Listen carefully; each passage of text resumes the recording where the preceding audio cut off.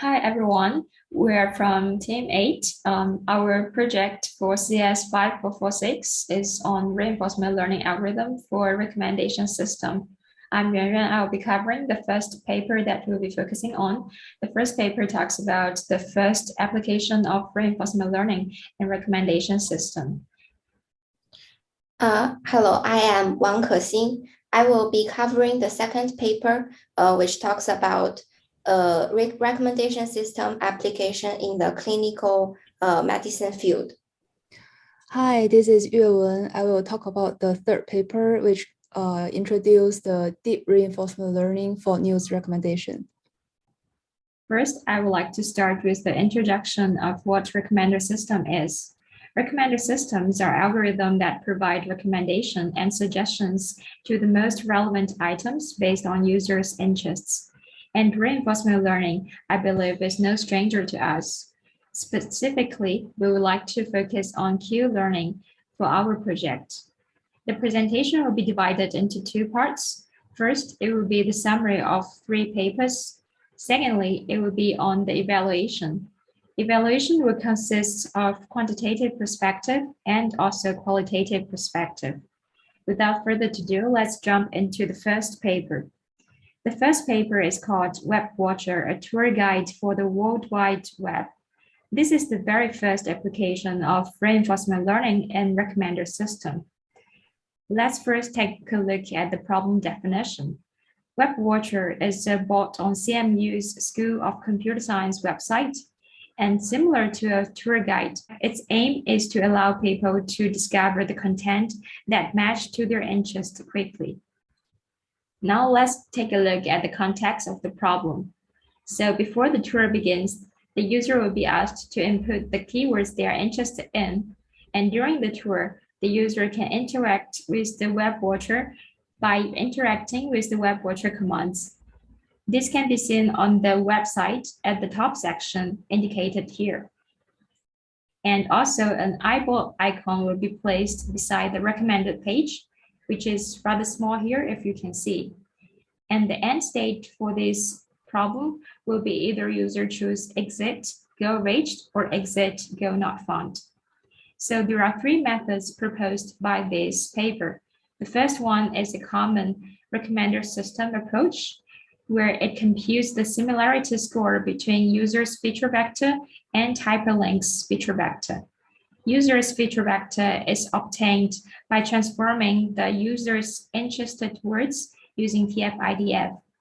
And for hyperlink, the words are collected from the past user who has followed this particular hyperlink.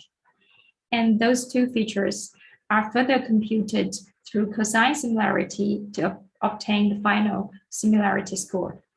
The second method uses reinforcement learning, particularly Q-learning. The problem is defined as such. State is the web page, action is choosing the web page to recommend, and reward is whether the user has reached the angle of exit, go reached. And the Q function is similar to what we have seen in the lecture. The third method is a combination of the first one and the second one. The state and action is not changed for RL problem, but the reward is changed. So for the word inside the hyperlink, each of them will associate it with a reward. And to compute the final reward, it will sum up the words that are actually in the user's interest description and also those highest reward. For that, we will obtain the final value of R intelligence. To evaluate the methods, the experiments are carried out. It is an offline experiment using more than half a year of data, and the evaluation matrix is accuracy, which is percentage of examples for which the user followed one of the chosen hyperlink. And the results have shown that RL algorithm shows much better performance than the others. We will talk about it more in the evaluation section. Now let's let Christine talk about the second paper. Thanks, Yuan Yuan. The second paper is a recommendation system application in the clinical medicine field. This paper proposed a reinforcement learning method based on Q-learning framework that aims to achieve 2 goals. The first one is to select the optimal first and second treatment. The second one is to determine the optimal time to initiate the second treatment. This reinforcement learning method in paper 2 is based on fitted queue method. The model is defined with the state to be patient covarieties, such as quality of life and tumor size.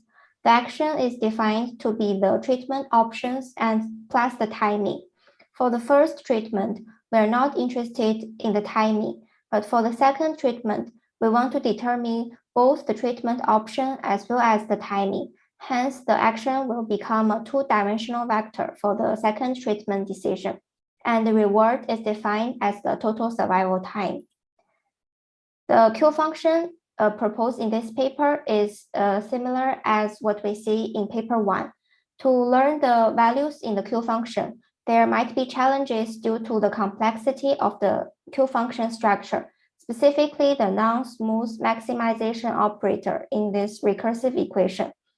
Non-parametric statistical methods are appealing for estimating Q functions due to their robustness and flexibility. In this paper, SVR, support vector regression, is used to fit the Q function. The goal of SVR is basically to find a function to map the Q value for each action state pair to the survival time, which is the reward. One of the novelties in this paper lie in the modified SVR algorithm, which is also known as epsilon SVRC, that can handle the right censoring problem for the dataset. However, this is not the focus of our project, so it's not going to be discussed here. In this project setting, there are only two decision times, that is the first and second treatment time. We will define two different Q functions, Q1 and Q2, for these two decision time. Q learning is performed backwards through time. In summary, Q3 is first initialized to 0 for mathematical convenience. Q2 is fitted using the SVR algorithm that is proposed. Q1 is then fitted after Q2. As a result, given the Q1 and Q2 function with their optimal parameters, we are able to compute the optimal policies for the two decision time. In terms of the experiment, it is carried out offline with a simulation study. As a comparison of the proposed reinforcement learning method, there are 12 fixed treatments that is a combination of all possible treatment options and timing given in the experiment setting. The 12 fixed experiments shows an average longest survival time of 11.29 months, whereas the optimal regimen obtained by the Q-learning with SVR is superior due to its average survival of 17.48 months. It thus demonstrates the effectiveness of the proposed approach for prolonging survival time for the treatments. I will pass on to Yuewen for the third paper. Thanks, Kexin. Paper 3 is about deep reinforcement learning framework for news recommendation. For example, as you can see here, this is a screenshot from Yahoo webpage. After you open the web page, you will see a list of recommended news and articles here. The personalized news recommendation is really challenging because two reasons. First of all, the user's tastes change very fast. As you can see, the second picture here, it's an active user's reading history over 10 weeks. For the first several weeks, the users prefer to read politics, but his interest gradually moves to entertainment and technology over time. And secondly, the contents are highly dynamic. The news becomes outdated very fast. The data side the author used, the average time between the news published and the last click is only 4.1 hours. Therefore, the news features and the news candidate site are changing rapidly. For the popular recommendation models, traditionally we have like content-based methods, collaborative filtering, and hybrid methods. However, as the data site grows, These models have very limited capability to model the complex user-item relationship. And the contextual multi-armed bandit models are very popular in recent years, but it cannot explicitly include the future rewards into the models. For Markov decision precise models, it can consider both simultaneous and future rewards, but it cannot scale well to big data size. The model proposed by the paper, DQN-based deep reinforcement learning model, can solve these problems with very special designs. And this slide, I will introduce the features used by the model. The state feature composed of user features and context features, and action feature composed of user news features and news features. For user features, it describes the features of the news that the user clicked in the past period. For example, the news headline, the news provider, ranking, category, and so on. For the context features, it describes the context when a news request happened, including the request time, weekday, and the freshness of the news. For user news features, it describes the interactions between user and the news, like the frequency of the category of this news appears in the user's reading history. For the news features, it's like the news headline, provider, category, and so on. And next is the queue function and the reward function for this model. Considering the dynamic feature of news recommendation and the need to estimate future rewards, the deep queue network is used to model the probability that one user may click one specific piece of news. Under the setting of reinforcement learning, the probability of a user to click on a piece of news is essentially the reward that our agent can get. And here is a detailed formula for the Q function, and the gamma is a discounted factor here. And for the user activeness, the traditional recommender system only focuses on click-through rate, and CTR only shows part of the information from the user's feedback. And we believe if the recommendation system is good, then the user will want to use the application again. So we estimate the user return time by survival analysis. The hazard function can be defined as a lambda t here. And if we do, and it stands for the instantaneous rate for the event to happen. And if we do the integral here, we will get the probability for the event to happen after t. The ST here is our user activeness score. The rewards is the weighted sum of click-through rate and the user activeness score. And next slide, I will introduce the exploration function used by our paper. The most straightforward strategies for exploration function in reinforcement learning are epsilon greedy and UCB. Epsilon greedy will randomly recommend new items with a probability of epsilon, while UCB will pick items that have not been explored for many times. It is obvious that these exploration techniques will harm our recommendation quality in a short period. Therefore, rather than doing random exploration, we apply a dueling bandit gradient design algorithm to do the exploration. As you can see here, what we want to achieve is we both want the randomness, and also we don't want to harm our recommendation quality. So a little disturbed delta W will be applied to our current model's parameters W. And after we get the new parameter W prime, we will have our new exploration network Q prime. And then we can do the recommendation L prime.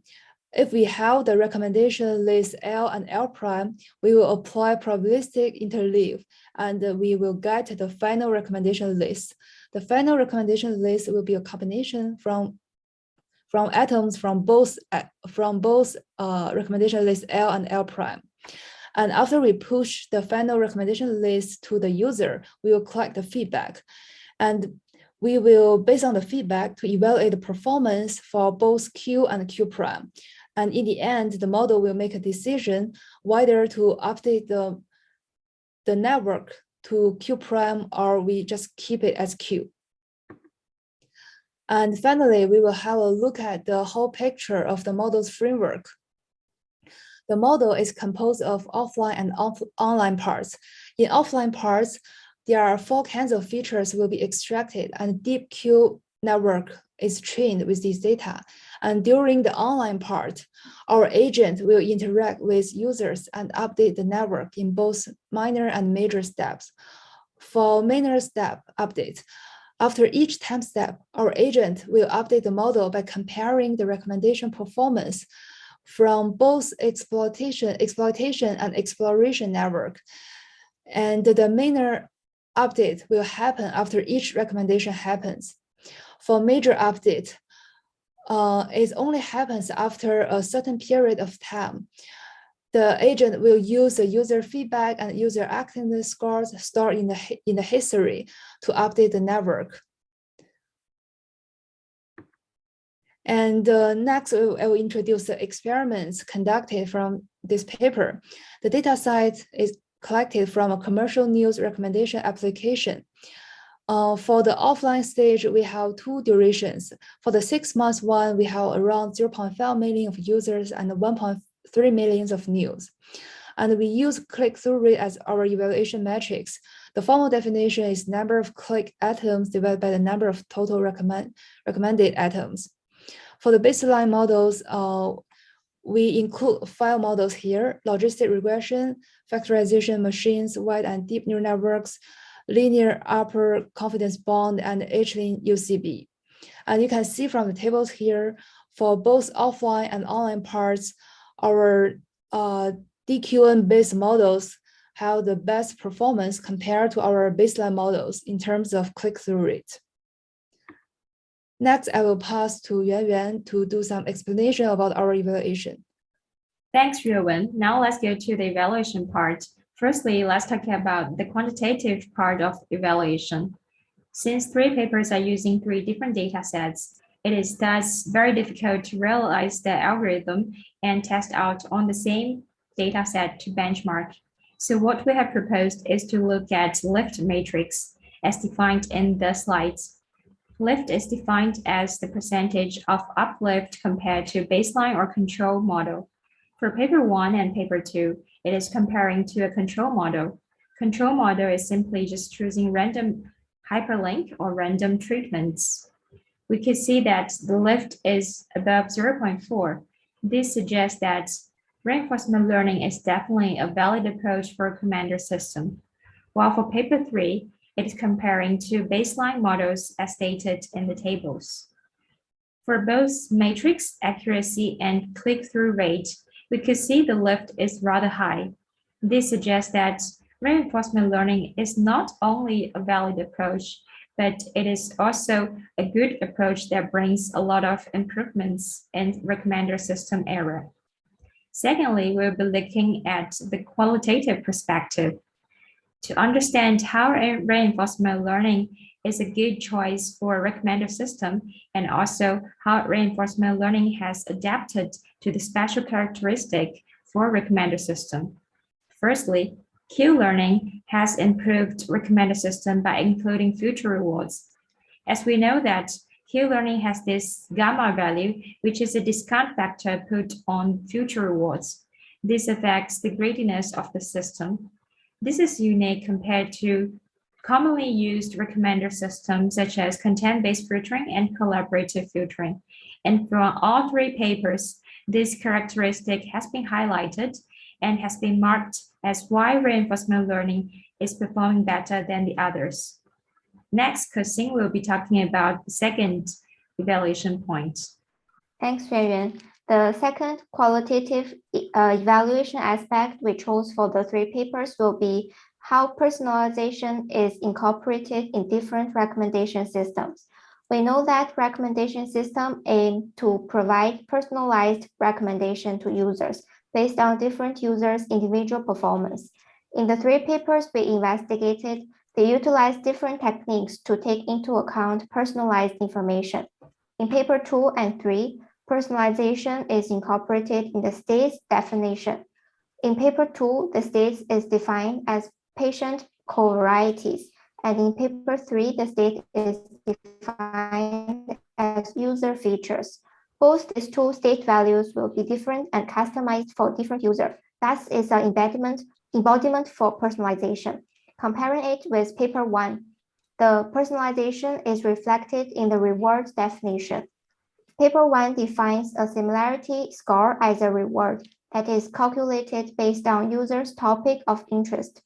And different users can have different topic of interests, and therefore they will be rewarded differently. So as a result, both approaches adopted in the 3 papers will be able to achieve the goal of providing personalized recommendation to users. Thank you. Next, I will pass on to Yuewen for the last evaluation. Thanks, Ke-xin. The last evaluation point we want to mention here is the scalability is a critical metric to measure models' performance. Due to the explosive growth of data on the internet, the number of states and actions grow significantly. Hence, scalability has become a critical criteria to evaluate algorithms' performance. Markov decision precise models can capture the rewards from both current and future rewards very well.